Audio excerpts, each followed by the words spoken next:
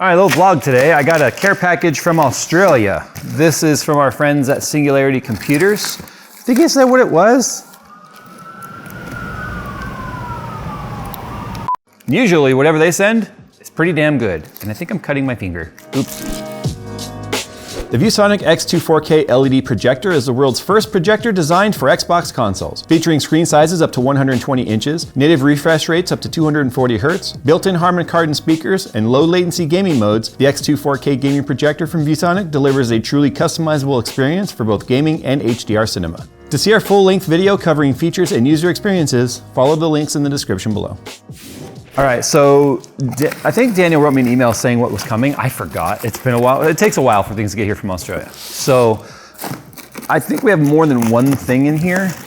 But if you guys don't know what Singularity Computers is, do yourself a favor, go check them out. I mean, they've never like monetarily paid us or anything to advertise for them, but they do send us product that they have supported me in so many cool ways. Like they make everything in-house themselves. Like the distro plates and stuff that I've done in like the M1925 and then obviously in Skunkworks, they made all that for me from scratch. So I would love to be able to do that sort of stuff myself. But in the meantime, until I can do that, I will just have to settle with what they send me. Oh, geez, this is heavy, whatever this is. I don't know what this is. This says Lee & Lee 011 Vision Distribution Plate Set. I don't have an 011 Vision. I guess we can check that out in a second. This is the Phantom 2 ITX case and Phantom 2 distribution plate this is their new open ITX chassis. Okay, that's pretty cool. We'll check that out for sure. And then this is their test bench with test bench D5 reservoir distribution plate. So it's a water-cooled test bench. I've been using what's funny, I kind of need to redo our test bench for a couple of reasons. One, it's got an EKAIO on there still. And two, it's got an Asus motherboard. So I've been wanting to change this stuff out. So this might be a perfect opportunity for me to come up with something neat for our test bench. Let's check out the Phantom 2 ITX thing first. I know it's been like case month around here. It hasn't been by design. It's just sort of been that way, I guess.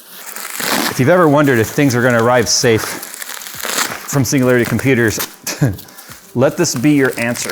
I think I have to assemble this, but it is an open air chassis ITX build, and I think it even has a power board on it. If you know what a power board is, that's the giant PCB motherboard deal mounting mechanism that they come up with, power board right there, which allows it to distribute power, like think of a distribution plate for coolant, but it's a distribution plate for power, which it's pretty freaking neat. Yep, definitely has a power board because there's our cables.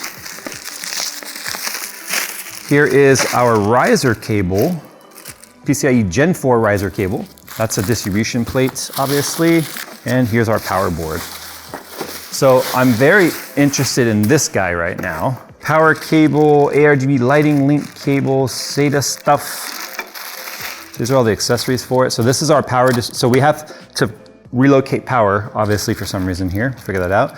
Here is I'm assuming a GPU mounting plate. This looks like a GPU mount. These are all stainless. These are power board standoffs for our motherboard. This is our horizontal GPU mount standoffs to support the GPU. Here's our very short little baby 24 pin for our power cable. I love that everything is like labeled now because they didn't necessarily do this in the past. So the labeling is nice. Short little SATAs, which I probably won't need. I haven't used SATA in quite a while now. Power button. Okay, so there's all that stuff right there. Geez, I'm gonna do an ITX water-cooled build now.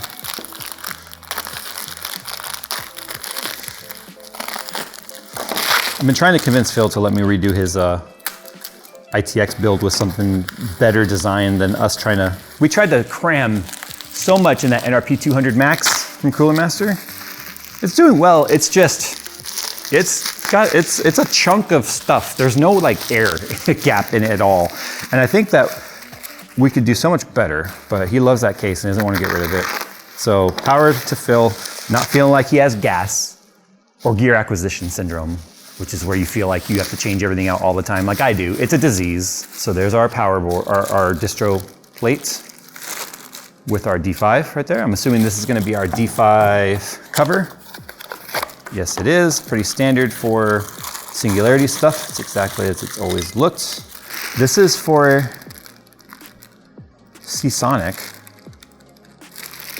I don't have a single Seasonic PSU.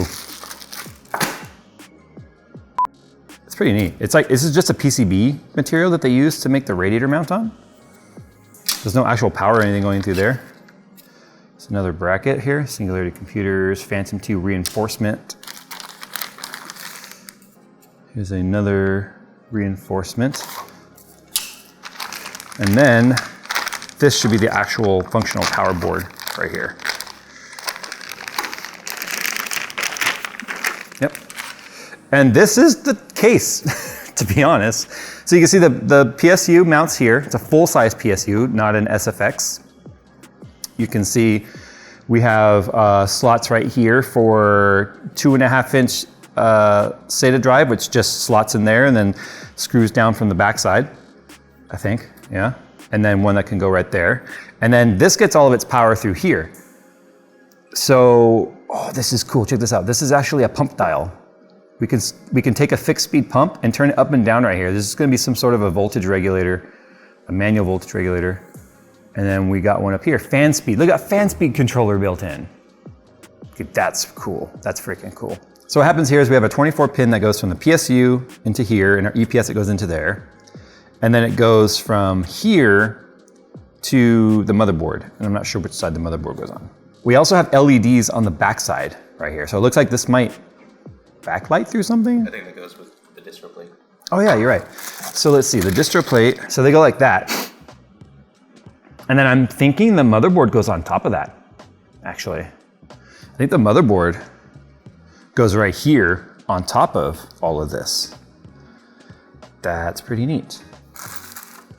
Okay, let me figure out how all this goes together. And I haven't even got to the other stuff. I think today's video is just gonna be about this, because this is pretty freaking neat. Okay, so I've got it sort of starting to sandwich together. I'm having to use photos to figure out how it goes. Daniel, add the manual to your website. I don't know why it's not there. Anyway, yeah, so you can see we have the additional distro plate on here, which means there's a little bit different installation process for this.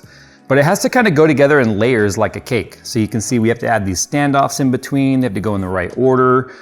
We've got these couplers, like right here, that are used to have threads on both ends and no male end, there's just a female. So I have to like kind of guess how it goes together. Now the thing is, the power supply, no, this is not a Seasonic based power supply. I know Seasonic is an ODM for Corsair, but the cables aren't fitting our Corsair power supplies. And the newest Corsair power supplies I have are all shifts, which won't work with this necessarily cleanly. So anyway, but the actual base is your power supply. So the weight of it is what kind of holds it together, and it sticks out the front like this. Now, I'll attach it in a sec so you guys can see, but the thing I'm not a fan of with this is that means your cables are gonna be facing you. Let me get this mounted up so you can see. I still have to figure out how the GPU mount goes on there. You have a horizontal option and you have a vertical option. But because we have the distro plate on here now, I'm not exactly sure how this is all gonna go. So again, I'm just looking at photos here to try and figure out how it goes because of the fact that there's no manual. And this has to go on before your radiator slash fan mount. You don't have to use this if you're not gonna water cool, but I would highly suggest it because there's no fans anywhere on this. So you need to at least cool the component somehow. That also means that your CPU components, like your VRMs and all that, are not gonna have any sort of water cool or air cooling to them.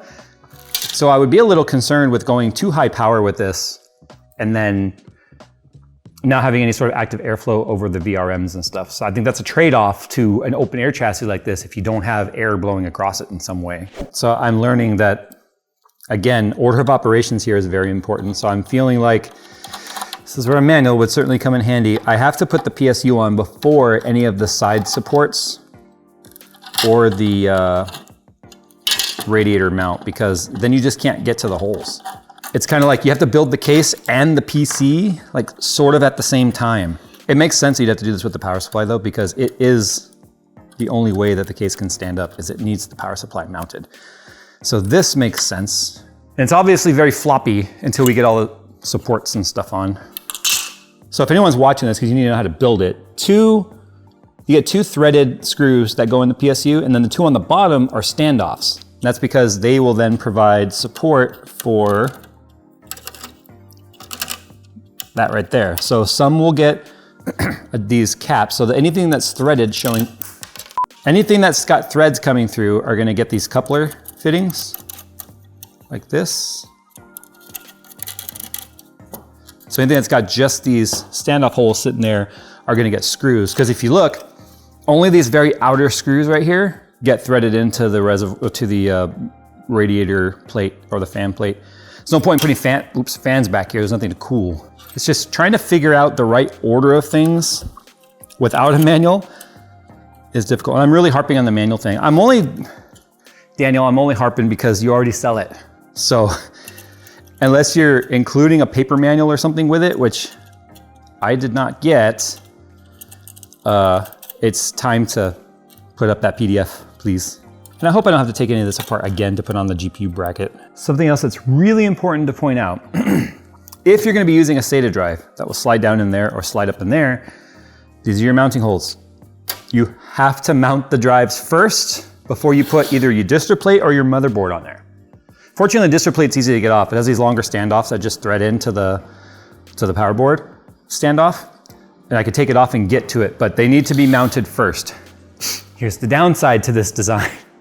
If you need to replace that drive for some reason, you have to disassemble the PC. Like, you have to take the motherboard off, distro plate and motherboard off if you're using the distro plate to get to those SATA drives.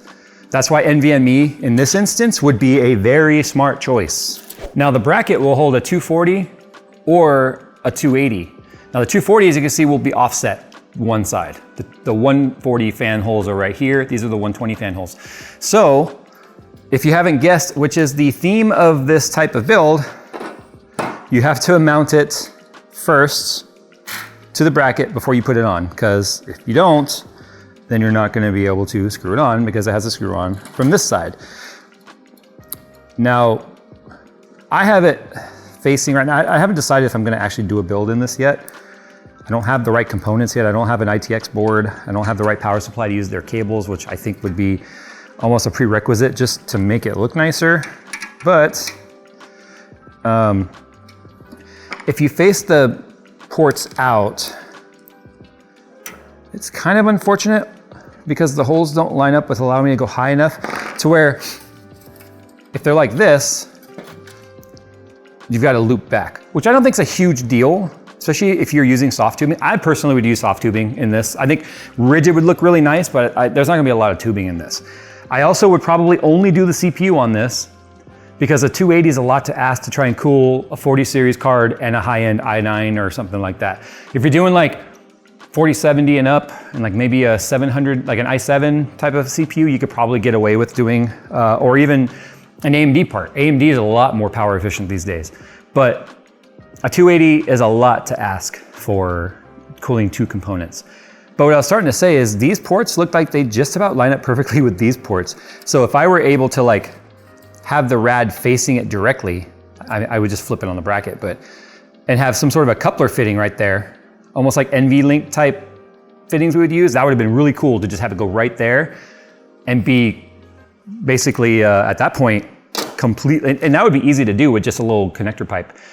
I think they line up. I think it does. Like if I do a build in this, I would probably end up doing that because it would look super clean. But obviously ports on radiators are not universal. They don't always line up in the same spot. And if this one's off by even just a little bit, that won't work. And both of those fittings do look like they're on exactly the same plane.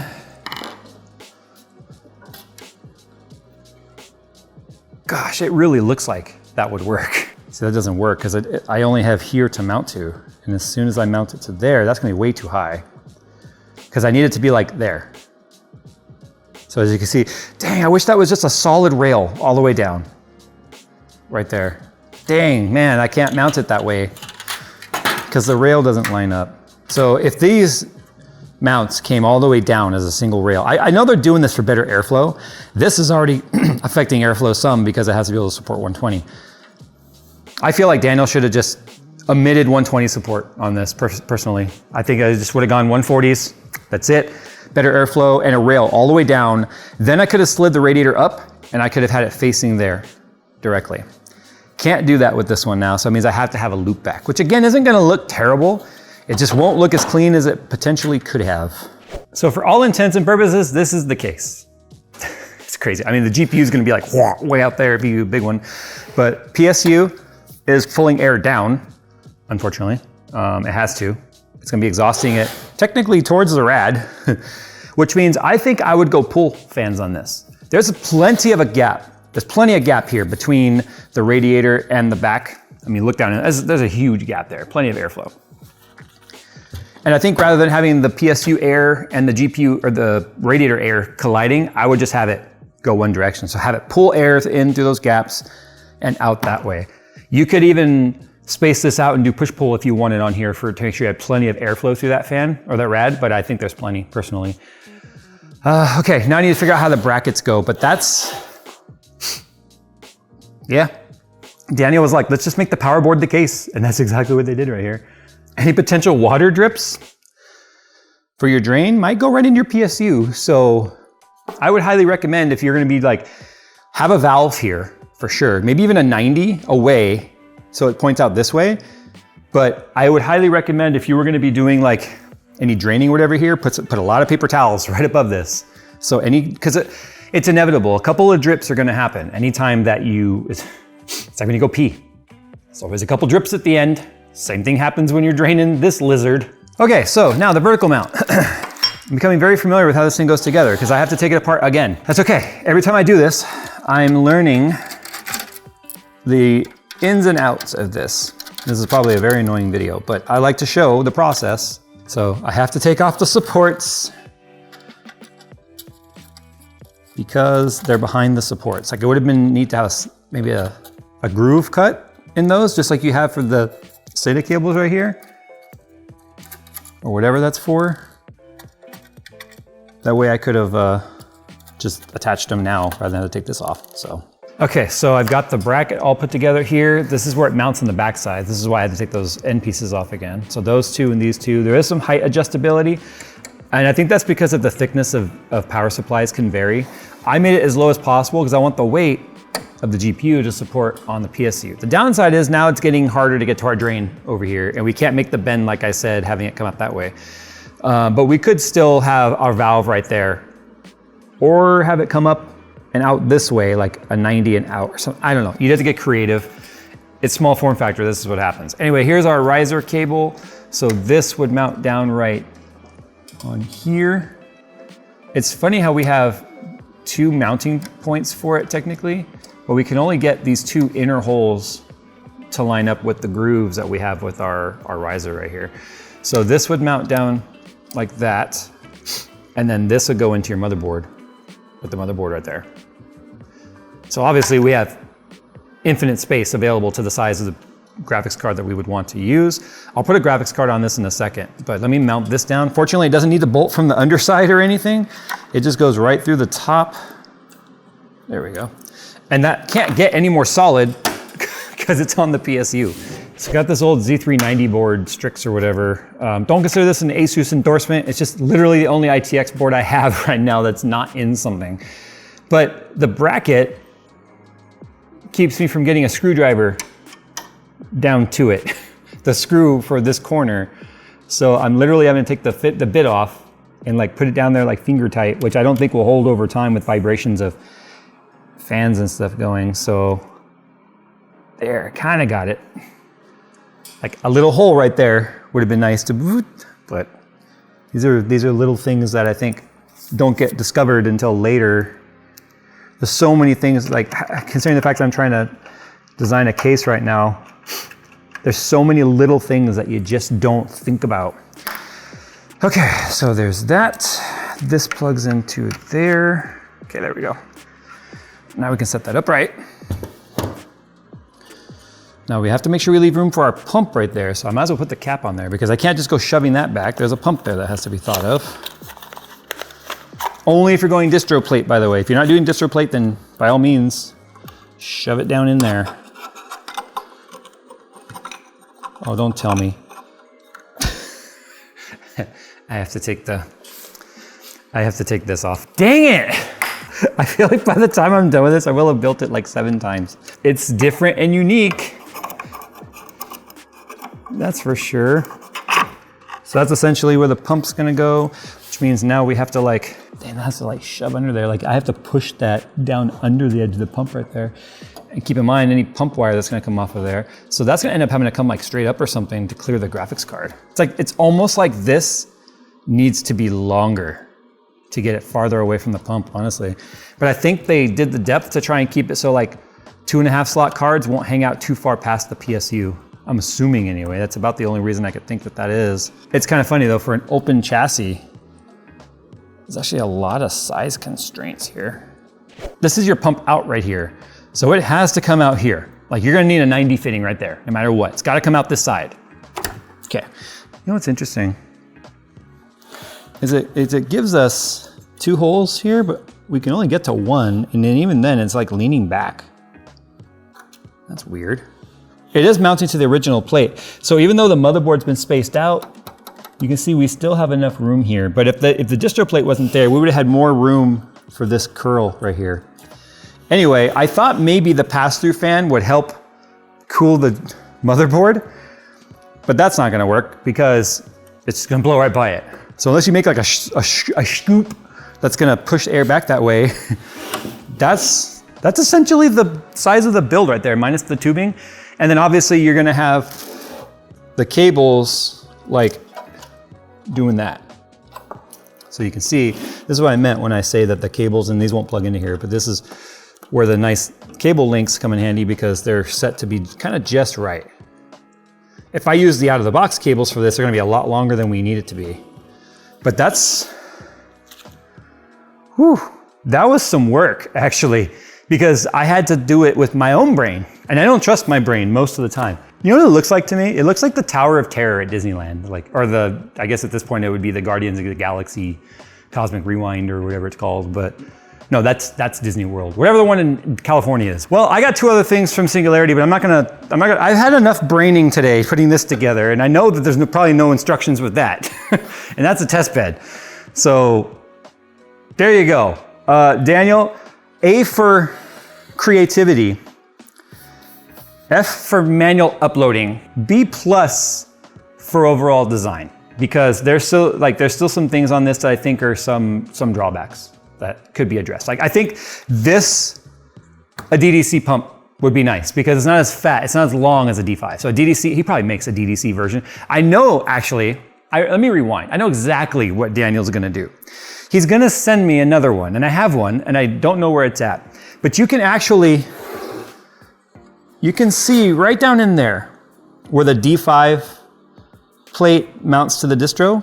He has replacement plates that will convert that to a DDC. And I know that's exactly what you'd say right now, is it's converted to DDC.